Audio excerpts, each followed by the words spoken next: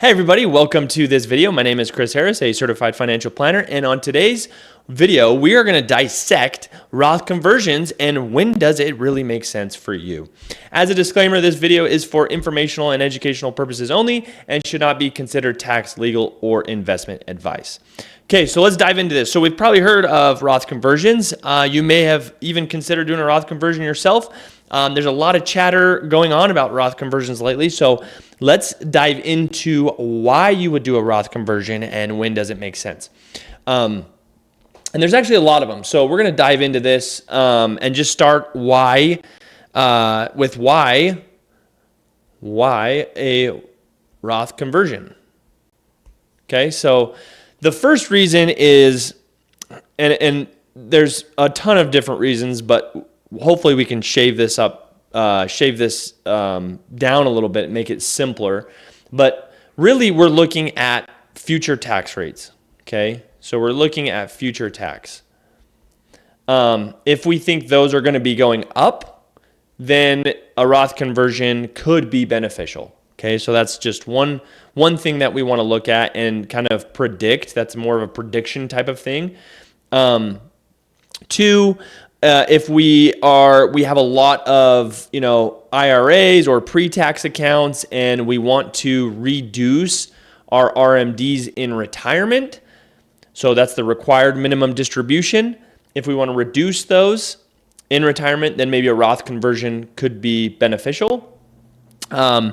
And then three, retirement planning. So looking for, retirement income and kind of, being tax efficient there. So if we look at this in three different buckets, maybe we say this is a taxable account that we have.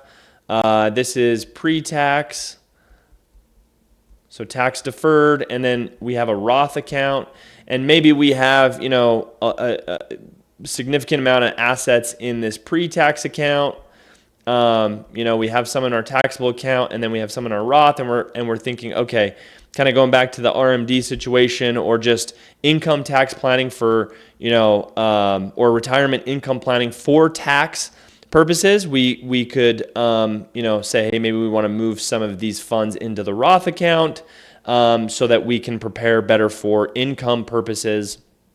And how they would be taxed. Okay, so retirement planning is a really important thing. And then also, looking at leaving to heirs. So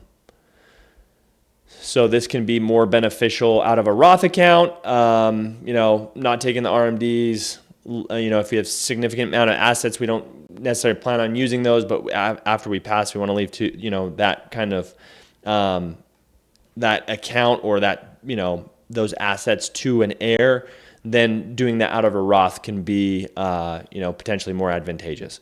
So that's kind of why we would do a Roth, okay? Now, when does it make sense? So this is, it may sound good on paper, but now let's kind of when it would make sense for somebody to do a Roth conversion. We'll just erase this. So so if we have, let me get rid of that smudge there. So when we have a, income years that are maybe lower, so low, income years, so our tax rate won't be, as high. Two, this would be, maybe a market downturn. So that could give us a good opportunity to reduce the amount of, say, a pre-tax or like an IRA and move the funds over to a Roth, stay invested, and as the market rebounds, then you're still invested, but you've made a less impact, from a tax standpoint than otherwise. And then if you also have a long time horizon. So if that's terrible, that horizon. It says horizon. Okay, so if you think that you're going to live a long time and you feel like that Roth account can have substantial growth, tax-free growth, again, all these other reasons that we talked about, you want to give to your heirs, things like that. You don't want to have to take the RMDs. You think you're going to live, quite a long time. Then this is kind of when it would, when you would want to do a Roth conversion. Okay, now. Let's just talk real quick on some of the mistakes that we see when it comes to Roth conversions. Okay, so these are mistakes that we see with Roth conversions, and the first one is converting too much. Converting too much, okay, at once. So if you're like, oh, this Roth conversion sounds great, but then you just want to convert your whole account and maybe it's substantial, and that's going to count as ordinary income to you. So the pre-tax, you get the deduction up front, but as you make that conversion, you're going to have to pay tax on that conversion amount. And so that can really cause issues for your tax situation. And so if you do too much, that can affect a lot of things like Social Security, taxation on Social Security. It can affect your IRMA surcharges, and other benefits that you may qualify that, if you do a conversion, you may not qualify for, okay? Other deductions and things like that. So that's one. So converting too much, and then ignoring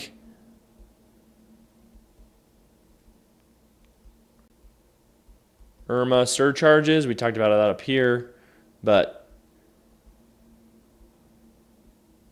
I have another video on this one, but so IRMA surcharges, so Medicare premiums, if you, are within a certain income threshold and you do it too early in the sense of before you take your Medicare, if it's 2 years prior, so that's when they do the calculations for your IRMA surcharges or your Medicare premiums. That's where you want to be careful. So if you ignore these, then you're going to have issues in terms of those premiums and things like that. So you want to make sure that you're really aware of when you're converting, how much you're converting, and if it puts you into that next bracket. 3 is we don't coordinate with your CPA. And this one is important, right? Obviously, you want your financial advisor, your CPA all on the same page.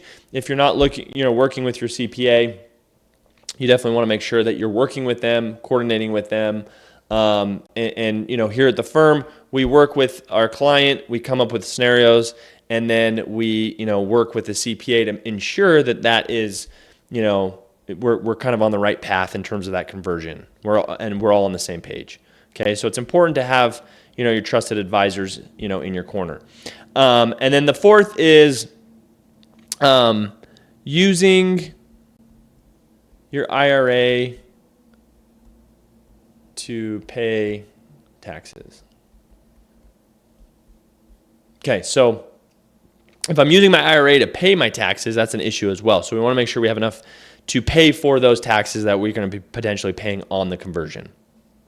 Okay, so there's a lot to do with, in terms of being prepared, being ready for the conversion. You want to make sure that you're not just throwing things, kind of at the wall and hopefully it's going to go well. But when you do a conversion, you want to be very methodical, pay attention to the tax side especially, because it's important and it can affect a lot of different planning situations. So let's dive into how do we model this out? What does this look like when it comes to an actual financial plan? Well, and I've talked about this sample client. So we have Austin and Lila accumulator. They are reaching their retirement years. And so they, have their taxes. They've uploaded their taxes so we can see their tax return. We've just duplicated this, and I'll show you. This is just for modeling purposes, but we have all of their schedules, their Schedule A's. It looks like they did their standard deduction, They've got some, we've got their taxable income here. So we've just uploaded their tax returns into the software, and we've modeled this out. So now what we want to do is we want to show a conversion. Well, where do we start? So the first thing that we want to do, and we can do this through the software, is we can just solve for the next rate increase, okay? And so we can see here, so the next change in effective tax rate is $92,500, but the next Medicare premium tax break point is $70,000. Okay, we can also look at long-term cap gains or the next rate decrease, okay, in terms of where we're at and how we can, be very efficient in our tax situation.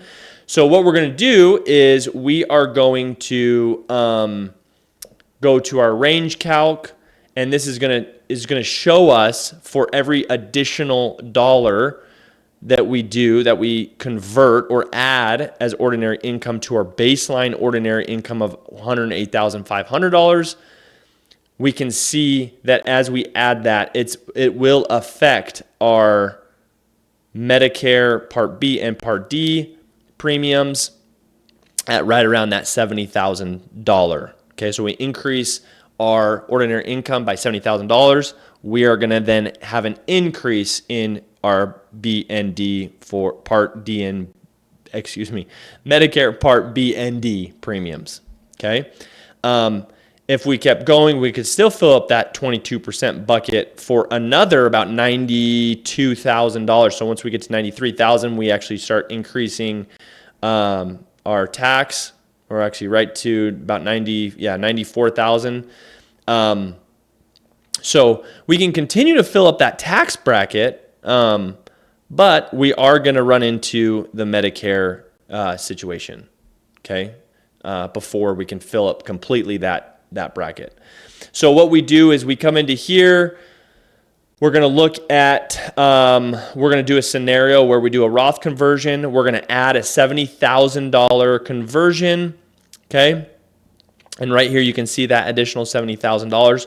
So if we were able to go down the line on their tax return, so we're saying everything else is going to be the same, but we're going to increase total tax, okay, by $15,400. Our effective tax rate went up by 5.45%. And as you can see now, we've got a significant, tax liability as compared to, the prior year. So what we can do is we can look at the tax report, and this is we're going to dive down into, more of the kind of graphically look at the situation. So we can see here total tax is going to be $24,076. And we can see here, so this is our marginal tax bracket. So we can see that we have not quite filled up with that $70,000 conversion. We didn't quite fill up that 22% tax bracket, okay? But the reason why, so we could keep going at, within that bracket. However, the issue becomes Medicare Part B and D premiums. So we can see right here, we are right on that threshold with our MAGI, so our modified adjusted gross income, which is our AGI plus our tax exempt interest. So this puts us in the lowest bracket for our premiums. Okay, so we could still make this conversion and feel confident, considering we have the same situation as we did last year. Now, obviously, as things change, maybe we added more income or whatever, then we would want to add that to the new plan and ensure that we're capturing more of a realistic picture. But that's really why it's important to work with and coordinate with the CPA, just to make sure that we're all on the same page. Okay, so this can save an individual or a couple a lot of money, right? If you do this, set these conversions up, and we can spread these conversions out for a few years. We can model that out, see what that looks like. So there's a lot of different things that we can do and techniques that we can use to again maximize the conversion, process, if you will, without necessarily paying a ton in taxes or reducing the tax liability all in 1 year. So there's just really a nice way to look at it from that point of view. Okay, so we talked about that. How does this affect your plan? Well, once we gather the data, we have the plan, we can actually come into our financial plan. And we talked about this before, so this is a different client. This is a different sample client. So this is Crispy Bacon and Marshmallow. And so we just did a Roth conversion at the 70,000. They have a similar situation, but again, it's not exactly the same. But just for the sake of kind of looking at the big picture now, so we can bring that all together and say, well, we looked at it from a tax standpoint on an annual basis or maybe a multi-year standpoint, but now let's look at it from an overall planning standpoint, okay? So we did the Roth conversion here. We put the $70,000 Roth conversion that we transferred. We're going to have to pay the taxes, and you can't really see it on here, but we do take a hit up front because we are paying more in taxes, okay? However, you can see the green here that we do have growth from the Roth, and we're not going to have to necessarily pay taxes on that. So it's a value gain of about $381,000, okay? So again, it gives us kind of perspective overall of where we're at in our planning. Does it make sense for the plan, or is it better just to keep it in the pre-tax and we can take the RMDs and it's not going to affect us too much because our income will be lower or whatever the situation is. Okay, so those are things that we want to look for. Those are things that we want to do as we prepare for Roth conversions, making sure that we understand the tax situation, understand really, obviously the goals of the client, but making sure that we understand how it's going to affect Social Security, how it's going to affect our IRMA surcharges, really all of those things that maybe we didn't think about before. So really powerful tools, really powerful planning goes into a successful Roth conversion.